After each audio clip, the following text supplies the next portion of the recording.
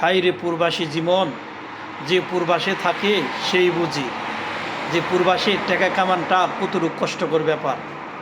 দেখেন সকাল থেকে ডিউটি করে এখন রাত 11টা বাজে প্রায় শুনছেন, এই কাজের আশায় বসে রয়েছি। কী করুন, যদি আল্লাহ তাআলা কপালে লিখে রাখে তো কতটুক আশা করে বসে থাকতে হয় একমাত্র উপর আল্লাহ তাআলার কাছে। যদি সে রিজিক লিখে রাখে তো অবশ্যই কাজ পাব।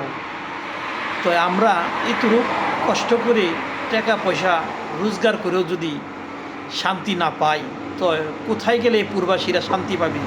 একটি বলতে পারবেন যে প্রবাসীদের কষ্ট কবে শেষ হবে?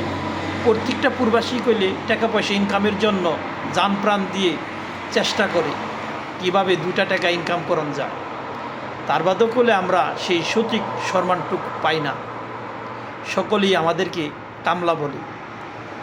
আমরা তো ভাই নিজেরা পরিশ্রম করে খেটে খাওয়া মানুষ, আমরা তো উপার্জন করে খেটে খাই, কোনো মানুষের টাকার দিকে লোভ করি না। আমরা আমাদের টাকার দিকে লোভ করি যে না আমরা কিভাবে 2 পয়সা ইনকাম করে আমাদের সংসারটাকে সচ্ছল রাখতে পারবো, আমাদের সংসারটাকে ভালো রাখতে পারবো। এই কথা ভেবে করলে আমরা এই প্রবাস জীবনে পড়ে আসি। তা না হলে আমরা করলে প্রবাস জীবনে পড়ে থাকতাম না। আমাদের আল্লাহ তাআলা রিজিক যার যেখানে লিখেছে ওখানে যেগুলো রিজিক হয়।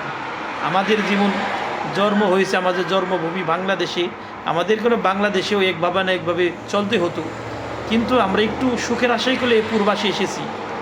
প্রবাসে এসে যদি সেই সুখটুকু আমরা না পাই তাহলে তো এই কষ্টর কথা আমাদের বলে শেষ হবে না।